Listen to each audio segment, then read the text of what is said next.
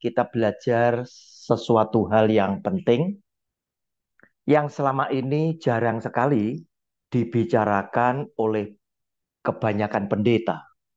Sebab para pendeta lagi sibuk mempersiapkan khotbah-khotbah yang dalam tanda kutip bisa menghasilkan penonton yang sangat banyak. Sehingga diberikanlah judul-judul yang sifatnya praktis-praktis saja untuk membuat mereka senang. Mereka bisa bahagia dengan judul-judul tersebut. Padahal ada sabda Kristus yang sangat penting yang tidak boleh diabaikan, yaitu saya memberikan judul besar di dalam video saya ini dengan judul Syarat Menjadi Pengikut Yesus Kristus. Ada 3 judul, ya. Ada 3 subjudul, 3 judul video. Karena apa? Bacaannya itu dari Matius pasal 16 ayat 24. Mari kita baca lebih dulu. Ini sabda yang disampaikan oleh Tuhan Yesus sendiri ketika dia ngobrol dengan para muridnya. Matius 16 ayat ke-24. Judul bacaannya, pemberitahuan pertama tentang penderitaan Yesus dan syarat-syarat mengikut Dia. Ayat ke-24. Lalu Yesus berkata kepada murid-muridnya, setiap orang yang mau mengikut aku, ia harus menyangkal dirinya, memikul salibnya, dan mengikut aku. Video yang pertama, subjudulnya, judul kecilnya adalah menyangkal dirinya. Bapak Ibu, seperti yang tadi saya katakan, banyak orang Kristen terlanjur melakukan hal-hal yang baik. Bukan tidak baik ya, hal-hal yang baik. Ingin menyenangkan Tuhan, ingin memuliakan Tuhan, ya. Namun sayangnya mereka lupa sebab para pembicara, pendetanya, pengajarnya lupa bahwa ada hal yang penting yang harus dipenuhi lebih dulu. Ketika Tuhan Yesus bersabda, lalu Yesus berkata kepada murid-muridnya, setiap orang yang mau mengikut aku, ia harus. Berarti persyaratan ini harus dipenuhi lebih dulu. Nah, banyak para pendeta memberikan judul, krisis keuangan. Bagaimana rahasianya supaya Anda bisa diberkati terus-menerus? Orang kerja zaman sekarang memang sulit. Dapat keuntungan semakin sukar. Nah, kena model-model judul seperti ini, pastilah orang Kristen pada suka mendengar. Namun apa yang terjadi? Jangan salahkan. Jika Anda dan saya dan Kristen pada umumnya tidak memenuhi 3 syarat ini, berarti Anda bukan pengikut Yesus Kristus. Kita kaget ketika Tuhan Yesus harus bilang dengan terus terang, siapakah kamu? Aku tidak pernah mengenal kamu. Sebab apa? Syarat yang disyaratkan oleh Tuhan Yesus menjadi pengikut Yesus Kristus Tuhan tidak dipenuhi di dalam hidup jemaat Kristen saat ini. Bapak Ibu, sub yang pertama adalah menyangkal dirinya. Pengikut Kristus harus bisa hidup dengan syarat yang jumlahnya 3. Yang pertama, menyangkal dirinya. Apa yang dimaksud dengan menyangkal dirinya? Nah, kita lihat aja apa yang disampaikan oleh Rasul Paulus di dalam Filipi pasal 2. Kita baca mulai ayat 5 sampai dengan yang ke-8. Itu bicara mengenai jati diri Tuhan Yesus. Perilaku seperti apa? Sehingga kita bisa menyimpulkan, oh ternyata menyangkal dirinya itu seperti ini loh. Kita baca mulai ayat yang ke-5. Judulnya adalah Nasihat supaya bersatu dan merendahkan diri seperti Kristus. Hendaklah kamu dalam hidupmu bersama menaruh pikiran dan perasaan yang terdapat juga dalam Kristus Yesus. Yang walaupun dalam rupa Allah tidak menganggap kesetaraan dengan Allah itu sebagai milik yang harus dipertahankan. Melainkan telah mengosongkan dirinya sendiri dan mengambil rupa seorang hamba dan menjadi sama dengan manusia. Dan dalam keadaan sebagai manusia, ia telah merendahkan dirinya dan taat sampai mati, bahkan sampai mati di kayu salib. Bapak Ibu, itulah gambaran Tuhan Yesus. Hati, pikiran, dan perasaan Tuhan Yesus yang diwujud nyatakan di dalam kehidupannya dia itu tadi, Rasul Paulus bilang, hendaknya kamu dan aku punya hati, pikiran, dan perasaan seperti Kristus. Yang walaupun dia itu Allah, tapi kesetaraannya dia sebagai Allah bukan menjadi salah satu yang harus dia pertahankan. Tetapi dia telah mengosongkan diri. Bahkan dia mau menjelma seperti ciptaannya sendiri. Nah, Bapak Ibu, dari pembacaan ayat ini kita bisa menyimpulkan menyangkal diri itu seperti apa?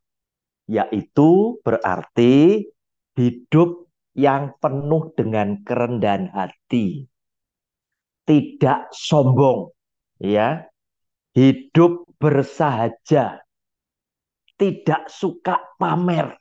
Aku ini Allah, tidak, ya.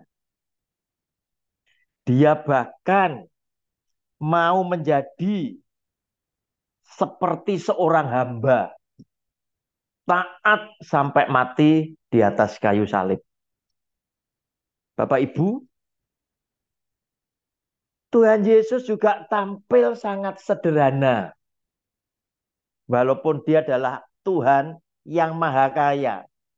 Dia tidak suka pamer. Dia tidak suka flexing.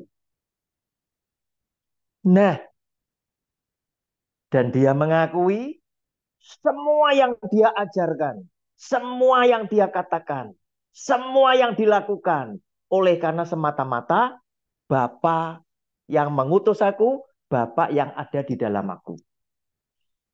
Nah, kerendahan hatinya seperti itu. Nah, Bapak Ibu, bagaimana dengan Anda dan saya? Bagaimana dengan orang-orang di sekeliling kita? Jika kita tidak mampu menyangkal diri kita, maka kita bukan pengikut. Sebab syarat harus digenapi. Tidak boleh tidak digenapi. Supaya Yesus Kristus Tuhan mengakui saudara dan saya adalah murid-muridnya, adalah pengikutnya. Nah, Bapak Ibu, sekarang saya memberikan contoh. Orang-orang yang gagal menyangkal dirinya. Yang pertama adalah orang Kristen yang hidup secara hedonisme. Itu gagal. Sebab apa?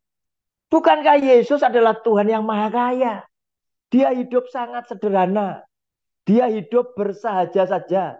Dan kesetaraannya dia dengan Allah. Bukan menjadi salah satu atau satu-satunya yang dia harus pertahankan. Tidak. Nah, Bapak Ibu, lihat. Orang kalau sudah kaya, tersinggung, ngomong apa? Lu nggak tahu gua siapa. Sombongnya mulai kelihatan. Para pendeta juga seperti itu. Banyak pendeta yang hidup hedonisme itu adalah bukan pengikut Kristus karena dia tidak memenuhi syarat yang pertama. Dia nggak mampu menyangkal dirinya sendiri. Dia suka pamer, dia suka flexing dengan mobil mewahnya, dengan gereja megahnya, dengan jam mahalnya, dan aksesoris yang lain. Yesus Kristus Tuhan, kesetaraannya dia dengan Allah, ya, tidak harus dia pertahankan. Tetapi dia mau menjelma sebagai manusia seperti ciptaannya sendiri. Bahkan taat sampai mati di atas kayu salib. Bapak Ibu, yang pertama, yang gagal menyangkal diri adalah orang yang hidup secara hedonisme. Tentunya kritik saya ini akan dijawab oleh mereka. Apakah saya tidak boleh menikmati apa yang saya miliki untuk membuktikan bahwa Tuhan memberkati saya? Bapak Ibu, orang kaya kalau nanggung itu ya seperti itu. Oleh karena itu, Anda harus tahu, jam Rolex boleh mahal. Tetapi siapa pembeli jam Rolex? Apakah orang yang kaya raya? Tidak. Orang yang sangat kaya raya justru pakai jam yang murah. Atau mungkin nggak pakai jam. Jamnya ikut handphone. Dia tidak butuh pakaian yang jutaan-jutaan. Mungkin cuma ratusan ribu cukup. Atau pakai kaos oblong. Pengusaha hebat seperti Mark Zuckerberg, Bill Gates, orang-orang kaya di Indonesia yang super kaya, anak-anaknya, bapaknya, makan tidak perlu di restoran yang mewah, yang harus menghabiskan puluhan juta. Tetapi terkadang kita dikejutkan, mereka cukup menikmati makan malamnya. Itu di rumah makan kaki lima. Dengan kaos oblongnya yang mungkin cuma 300 ribu, jam tangannya cuma ratusan ribu, dan lain sebagainya. Bahkan Mark Zuckerberg itu tadi cuma pakai kaos oblong. Tetapi orang kaya yang nanggung itu suka pakai aksesoris-aksesoris yang mahal supaya diakui bahwa mereka adalah orang yang punya duit. Sedangkan yang sudah punya duit banyak, pakai apapun mereka tahu masyarakat. Dan ngakui, ini orang kaya. Ini anaknya orang kaya. Bapak Ibu, mereka adalah yang pertama kali gagal menyangkal dirinya. Sebab mereka tidak bisa menyembunyikan kekayaan mereka. Justru kekayaan mereka dipakai agar supaya orang mengakui bahwa Mereka adalah orang kaya. Bapak Ibu, terlebih memedihkan Tuhan jika kekayaan itu hanya dipakai untuk memuaskan kedagingan mereka bersama dengan keluarganya. Kemudian yang kedua, siapa orang yang gagal menyangkal dirinya, hidup tidak rendah hati, hidup sangat sombong, adalah orang-orang yang mengumbar kata-katanya, yang teledor dengan kata-katanya, sehingga terkesan bukan hanya sombong, tetapi seringkali mencuri kemuliaan nama Tuhan. Bapak Ibu, kita lihat yuk. Mazmur 106 ayat 32. Mazmur 106. Mazmur 106 ayat 32 dan 33 lebih dulu.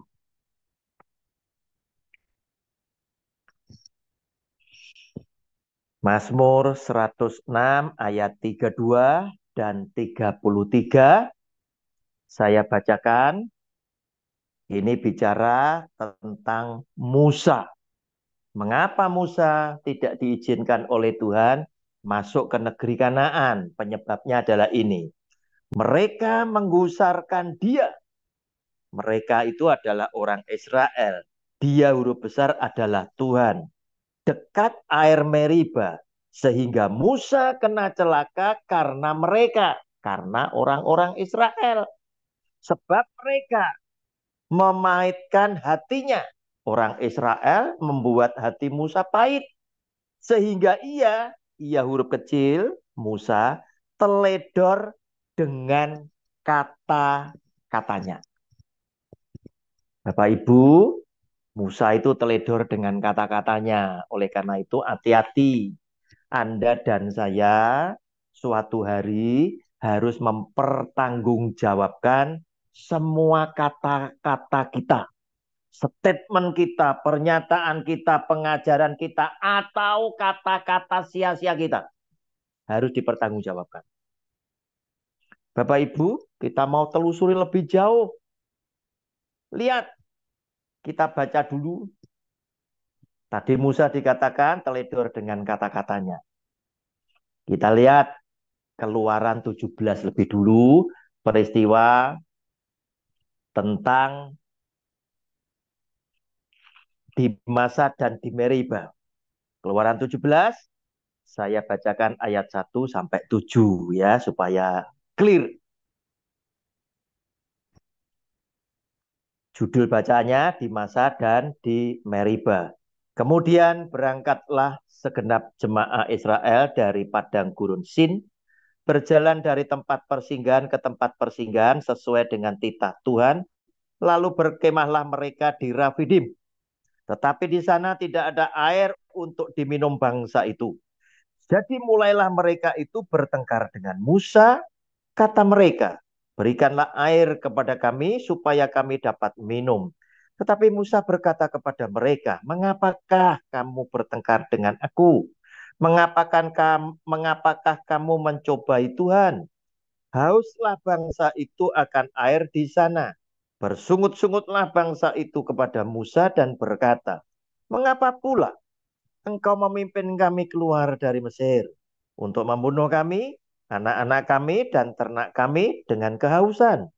Lalu berseru-serulah Musa kepada Tuhan katanya, apakah yang akan kulakukan kepada bangsa ini? Sebentar lagi mereka akan melempari aku dengan batu.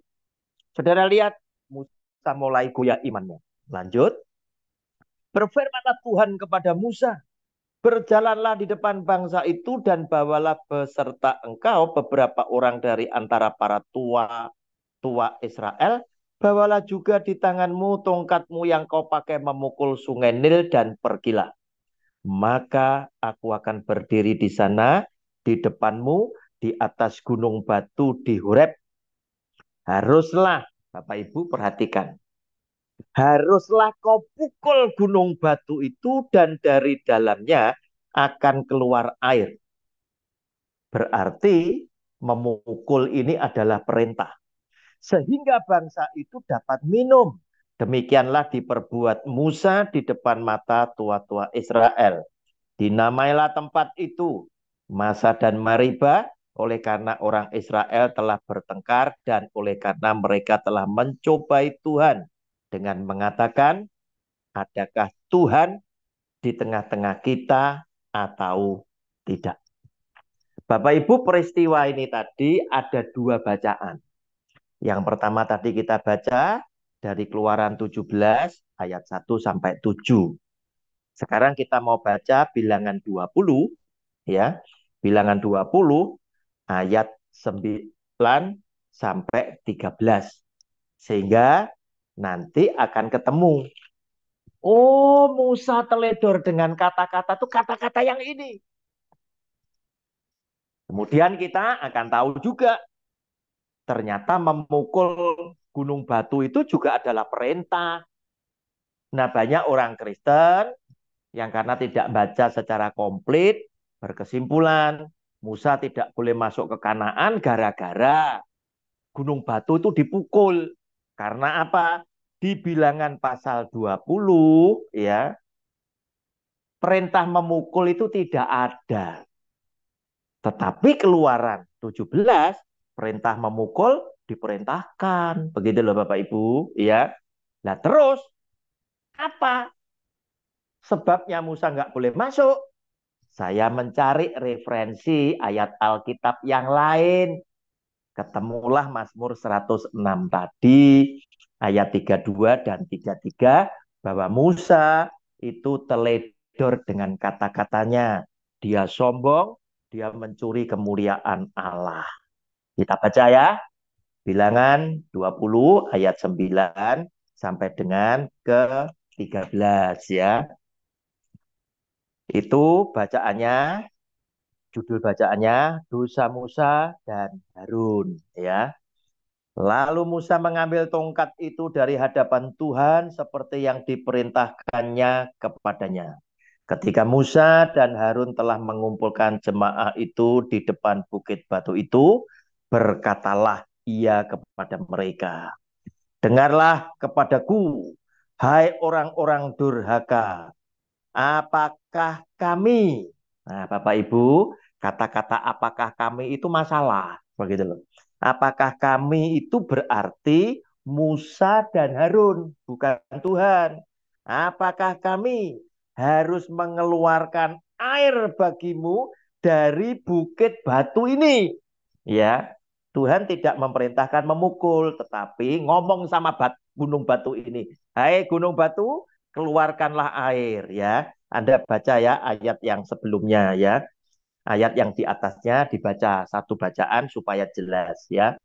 Nah, Bapak Ibu, kemudian Musa ketika di hadapan jemaah tadi yang ngamuk-ngamuk dengan dia bilang, apakah kami harus mengeluarkan air bagimu dari bukit batu ini? Sesudah itu Musa mengangkat tangannya, lalu memukul bukit batu itu dengan tongkatnya 2 kali. Nah, padahal dalam bacaan ini ya, Musa tidak diperintahkan untuk memukul, begitu loh. Ya, untuk jelasnya, sebelum lanjut, saya ulang ayat 7 dan 8 ya.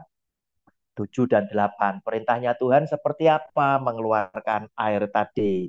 Saya bacakan ayat 7 dan 8.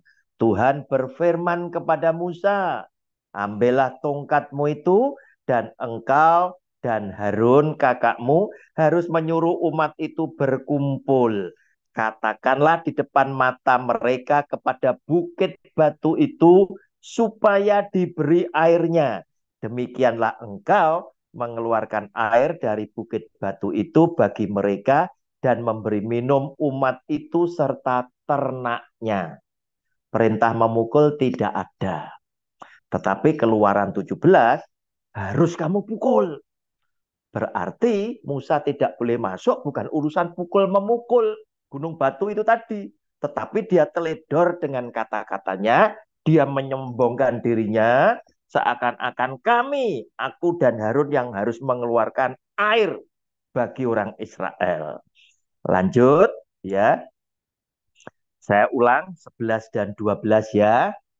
Sesudah itu Musa mengangkat tangannya lalu memukul bukit batu itu dengan tongkatnya 2 kali.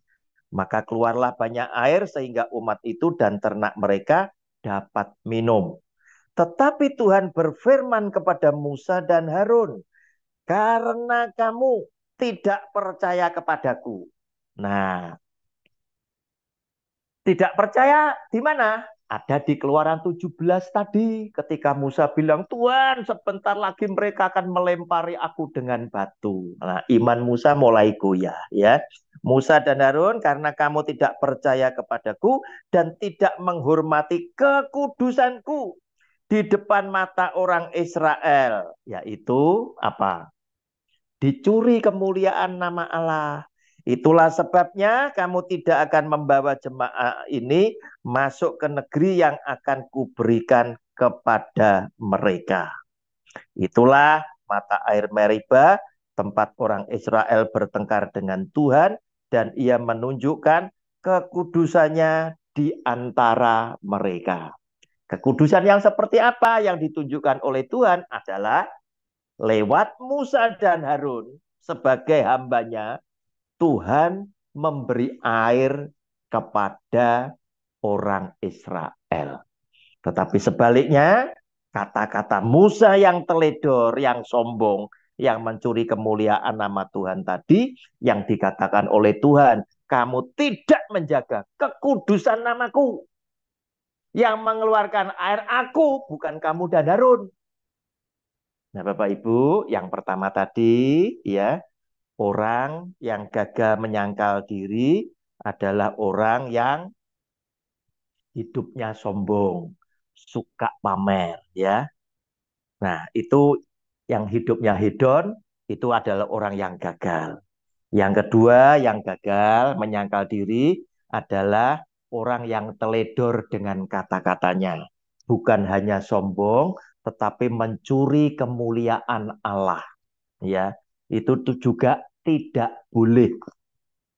Nah, kemudian yang berikutnya, yang gagal lagi menyangkal dirinya adalah orang yang tidak berterima kasih. Orang yang angkuh, yang tidak tahu balas budi.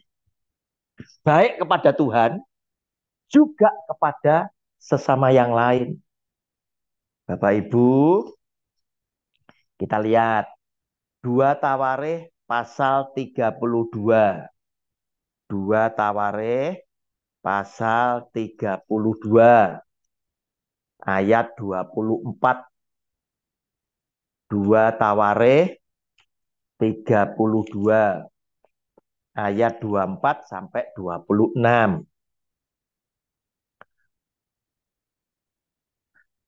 Tahun-tahun terakhir dari pemerintahan Hizkia, judulnya. Pada hari-hari itu Hizkia jatuh sakit sehingga hampir mati. Ia berdoa kepada Tuhan dan Tuhan berfirman kepadanya dan memberikannya suatu tanda ajaib. Tetapi Hizkia tidak berterima kasih atas kebaikan yang ditunjukkan kepadanya. Karena ia menjadi angkuh, sehingga ia dan Yehuda dan Yerusalem ditimpa murka. Yang nimpa siapa? Jelas Tuhan. Tetapi ia sadar akan keangkuhannya itu dan merendahkan diri bersama-sama dengan penduduk Yerusalem, sehingga murka Tuhan tidak menimpa mereka pada zaman Hizkia. Bapak Ibu, orang yang tidak tahu berterima kasih, baik kepada Tuhan maupun kepada sesama, itu pun termasuk orang yang gagal menyangkal dirinya. Bapak Ibu, ada banyak di dalam hidup ini, apapun profesi Anda, baik Anda sebagai seorang pengusaha, sebagai seorang profesionalisme, atau Anda sebagai seorang pendeta. Sukses Anda dan saya mungkin bisa disebabkan pertolongan seseorang. Sehingga Anda bisa dikenal, Anda bisa sukses dan lain sebagainya. Bahkan sukses yang Anda dan saya raih itu melebihi orang yang dulunya menolong kita. Pertanyaannya, masih adakah budi?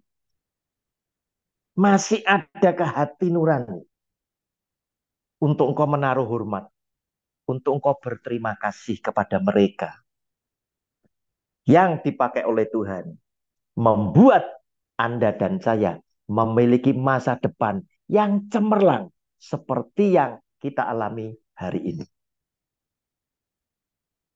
Paling tidak kepada papa mama Anda sendiri yang ketika kita masih ada di dalam kandungan, mereka sudah berjuang luar biasa untuk membuat hari-hari anaknya, yaitu Anda dan saya, memiliki hari-hari yang baik.